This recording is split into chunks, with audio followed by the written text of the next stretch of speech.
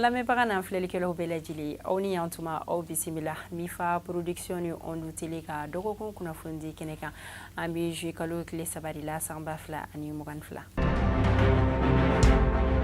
an ka kunnafoni kun fɔlɔ an bɛ o daminɛ ni an ka jamana ɲɛmɔgɔ ye Asimi Goita ale ye bolonɔ bila kɛ sɛbɛn kan sɛbɛn kura min ni a bɛ fɔ o ma ko loi électorale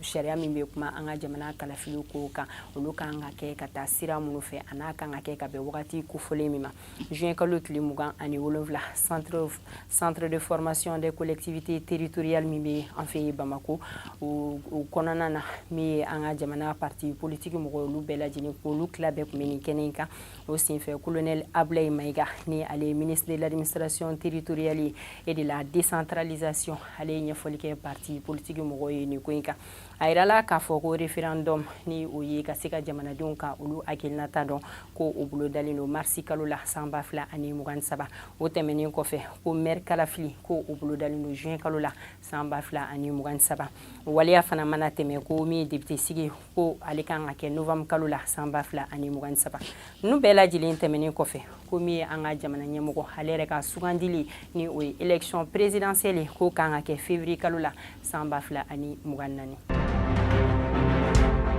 jamana wɛrɛ lasigiden minnu bɛ an fɛ Mali la olu ni an ka jamana kokanko ministre Ablaye Diop olu ye lajɛ dɔ kɛ lajɛ min yɛrɛ kɛra juin kalo tile 27 la o lajɛ kun bɛ ka boli fɛn min kan o de ye an ka Mali politique ko ani a lakana ko o kumana o kan bakuruba la a kɛnɛ ka an ka jamana kokanko ministre ale dasira fɛn minnu ma o ye an ka jamana camancɛ fanga mɔgɔ olu ye baara minnu kɛ ani yɛlɛma minnu donna u ka baaraw tagaboloya la a kumana o kan ani fana an ka jamana ɲɛmɔgɔ ye bolonɔbila min kɛ sɛbɛn kan a kumana o fana kan ka tila ka kuma tuguni ministre mɔgɔw ka baara ni o ye u ka mandat u kan ka kuncɛ ka bɛn wagati kofɔli min ma a kumana o kan Ablaye Diop ale y'a yira k'a fɔ ko Mali ka laɲini tɛ ko ka ministre k'o gɛn ka bɔ an fɛ Mali la nka ko ni a bɛ fɛn ko ka baara kɛ ni Mali ko fa fana ka an ka jamanadenw ka olu ka lafiya ko ka o yɔrɔ jateminɛ ko sabula ni o bɛ fɛn ko ka baara kɛ ni an ye ko fu ka fara an ka jamana kɛlɛkɛcɛw kan ko ka se ka jugu kɛlɛ o tɛmɛnen kɔfɛ fana k'u bɛ to ka kunnafoni dɔw bɔ an ka jamana kɛlɛkɛcɛw kan u ka gafe kɔnɔna na ni u bɛ to ka fɔbaliw fɔ an ka jamana kɛlɛkɛcɛw ma ko ka to ka o dabila ani fana ko k'a fɔ k'u bɛ baara kɛ ni nanzaraw ye an fɛ Mali la kan tɛ na jɛn ni o fana ye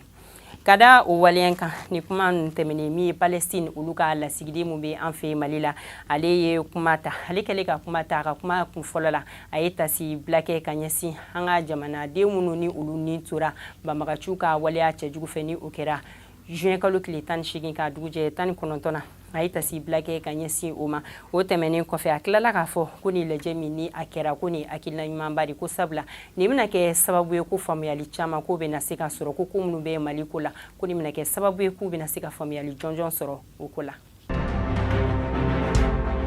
Maître Cheikh Oumar Konare ka kɛ ni an ka jamana ɲɛmɔgɔ Asimi Goita ale ye bolonɔbila min kɛ sɛbɛn min kan ni o bɛ kuma loi électorale kan ale y'a yira k'a fɔ ko mɔgɔ minnu bɛ ka tɛgɛrɛ fɔ ni sariya ko in ye ko donna nataw la ko sini ko o mɔgɔ kelen de bɛ tila ka na ko ka kasi ni ko in na ko sabula ko n'i y'a jateminɛ ko ni sariya kura in k'a bɛ fanga di an ka jamana tenitigilakaw de ma ko olu yɛrɛ de bɛ se ka kalafili ko k'a labɛn ka ɲɛ ko mɔgɔ wɛrɛ tɛ se ka sen don a la ka kɛ kɛcogoya ɲuman na ani fana ko mɔgɔ kura minnu ni olu kan ka sugandi k'olu tila bɛɛ lajɛlen k'olu de bɛna bɔ administration territoriale la ko ni sariya kura in ko faamuyali ɲɛnɛmanba tɛ a kɔnɔ k'a bɛna ni mankan caman ye an fɛ Mali la nin ye kunnafoni min bɔra état major général des armées mɔgɔ ka fanfɛla la ka kɛ ni bingali wale min kɛra an ka jamanaden minnu bɛ Bankas mara la ni o kɛra juin kalo tile 18 wagati la ka dugujɛ 19 na an ka jamana tenitigilakaw ye caman fara u ka cɛsiri kan ni o kɛra Wɛnkuru ale ni Mɔnduru fanfɛla la o an ka jamana tenitigilakaw ka wulikajɔ bolo k'u ye tatugu banbagaci 61 de la ko wa o 61 ninnu na ko Mɔnkuru fanfɛla la ko 59 o de fagara yɔrɔ la ni o kɛra olu ka kungo dɔw kɔnɔ ni o kungo in tɔgɔ de ko Sama Soso wa o 59 ninnu cɛla fana ko banbagaci ɲɛmɔgɔba dɔw de tun bɛ o la ni o dɔ ye ko Jibril Sangare ni ale bɛ bɔ Wɛnkuru o mara la ani fana dɔwɛrɛ fana bɛ ko Amidu Bari ale bɛ bɔ Mɔnduru dɔwɛrɛ fana bɛ yen nɔ ni a bɛ fɔ o ma ko Abu Yusuf ni dɔw b'a fɔ o ma ko Bodeju ani ko Imam Hassan Diko ani Muktar Diko k'olu ye jamana wɛrɛ banbagaciw ye ni waleya ninnu tɛmɛnen kɔfɛ an ka jamana tenitigilakaw tɛgɛ bɔra bolifɛn 7 fana kan ni u ye o tiɲɛ ani fana ko mɔgɔ 8 ko olu minɛna ko siga kun kɛlen don olu la Mandoro fanfɛla la ko banbagaci 2 k'o de fagara yen yɔrɔ la ani fana u tɛgɛ dara olu ka kɛlɛkɛ minɛn dɔw fana kan. N'an bɔra yan bɛ taga an balima laginɛkaw ka fanfɛla la mais kalo tile 25 olu bɔra u ka jamana na u sina ka na an fɛ Mali la ka na u ka nisɔndiya ko yira an ka jamana marabolo mɔgɔw la u ka baaraw tagaboloya la u sera an fɛ Mali la juin kalo tile 27 wa k'u ye kilomètre hakɛ mun tagama ko de bɛ taga bɛn kilomètre 1000 hakɛya de ma k'u y'o de tagama ka se an fɛ Mali la u nana don min na o don kelen yɛrɛ de la u ni an ka jamana ɲɛmɔgɔ Assimi Goïta olu ye ɲɔgɔn ye ni o kɛra Kuluba salle de banque la. Kabini marsi kalo wagati la san 2022 mina ka yafan fɛ min ye marifa tigilamɔgɔ ye k'u ye mɔgɔ hakɛya minnu faga yɔrɔ in na k'o bɛ taga bɛn mɔgɔ 100 hakɛya ma wa fana ko mɔgɔ minnu ye u sigiyɔrɔ bila marifa tigilamɔgɔ ninnu ɲɛsiranɲɛ k'o bɛ taga bɛn mɔgɔ 50 ani 60 hakɛya de la k'olu bɛɛ lajɛlen de y'u sigiyɔrɔ bila ko ka taa sigi fan wɛrɛ fɛ ko olu tila bɛɛ lajɛlen k'o ye muso ani denmisɛnninw de wa fana ko juin kalo wagati la ko dɛmɛ ma se ka kɛ mɔgɔ dɔw ye ko kɛmɛ sarala ko n'i y'a ta k'a lajɛ ko mɔgɔ 60 hakɛya ko olu de ma se ka dɛmɛ sɔrɔ ka kɛ ne ni waleya ye min Nations Unies mɔgɔw ye ko olu k'u bɛna se fɔ wari miliyari 2 k'o bila kana di an ka jamana marabolo ma walasa o bɛ se ka kɛ ninnu ka musakaw ye cogo min. Hali bi bingali wale min kɛra ka bankas mɔgɔw sɛgɛrɛ ni kunnafoni kun y'a yira k'a fɔ ko a sababu bɔra mɔgɔ minnu na k'o de ye Amadu Kufa ni Yag Agali olu ka jɛkulu mɔgɔ ye juin kalo tile 27 Katiba de Masina olu bɔra ka kuma k'a yira k'a fɔ ko olu sen tɛ ni waleya ninnu na. N'an bɔra yen an bɛ taga Kiri ni ale bɛ Koro fanfɛla de la min ye marifa tigilamɔgɔ ye olu ye bagabagali ta ka yenkaw sɛgɛrɛ o wagati 72 k'o de di yenkaw ma ko marifa bɛ fɛn fɛn de bolo u ka togoda in kɔnɔ ko bɛɛ lajɛlen ka i ka marifa di wa ko ni mɔgɔ min bana fana k'u bɛ fagali de da yira i la kunnafoni dɔw fana y'a yira k'a fɔ k'u bɛ ka nin waleya kelen ko k'o kɛ ko ka Korokaw fana ko ka olu sɛgɛrɛ. N'an bɔra yen an bɛ taa Dugutini juin kalo tile 27 u ka sigida dɔ bɛ yen nɔ ni a bɛ fɔ o ma ko Basigi sugu yɛrɛ kɔnɔna na ko fiɲɛjuguba dɔ de wulila nin yɔrɔ kofɔlen na nin don kelen na fana ko min yɛrɛ kɛra sababu ye mɔgɔ 27 k'olu bɛɛ de bina ko ka seri ka bin ko wagatini dɔɔni kelen ka tɛmɛ ko u tilala ka wuli nka o mɔgɔ 27 cɛla ko mɔgɔ 3 de bɛ yen nɔ ko a ye kasara lase minnu ma nin ye kunnafoni min bɔra u yɛrɛ ka maire ka fanfɛla la ni a bɛ fɔ o ma ko El Hadji Mamadou Maladu.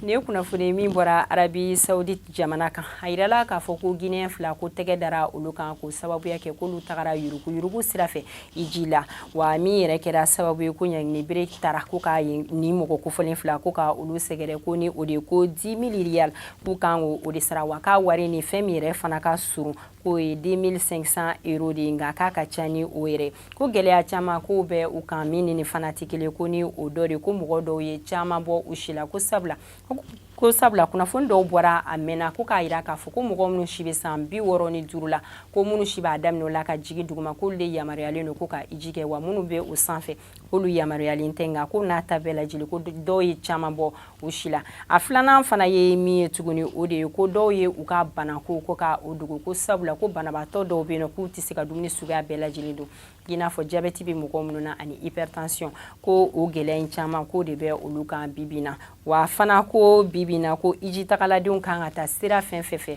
k'u ye camanba de fara u ka lakana ko kan walasa mɔgɔ minnu ye ni yuruku waleya kɛ ni o dɔ bɛ ni jama cɛla ko ka tɛgɛ da olu fana kan.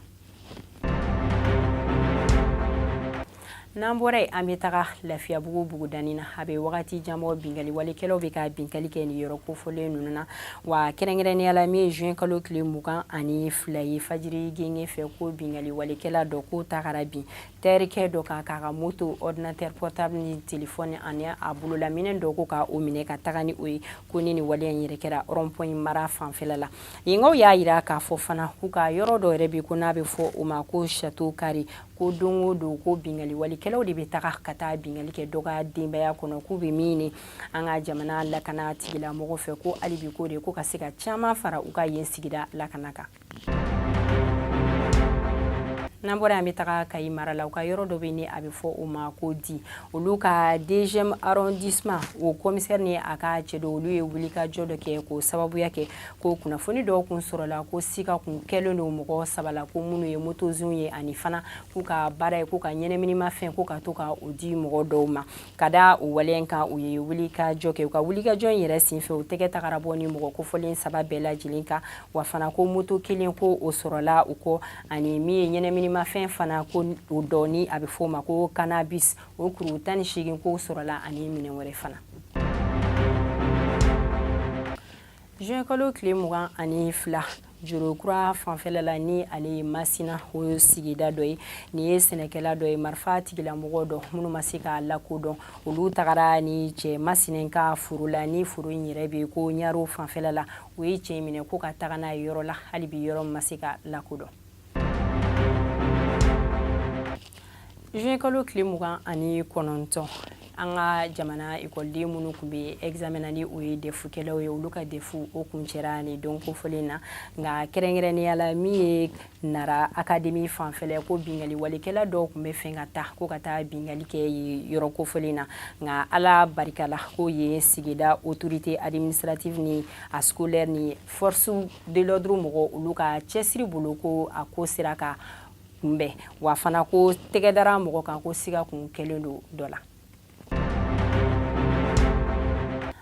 Yirimajɔ ni ale sigida o wɔɔrɔnan juin kalo tile 29 ni o bɛnna araba ma waraba caco ka yɔrɔ masurunya na min ye an ka jamana polisi laka dɔ ye minnu bɛ sigi moto belebelebaw sanfɛ ka se ka lakana ka o sabati ko kɔnpaɲi dɔ o kari de tɛmɛna ale la ale kun ye o lajɔ nka ko ma sɔn joli ma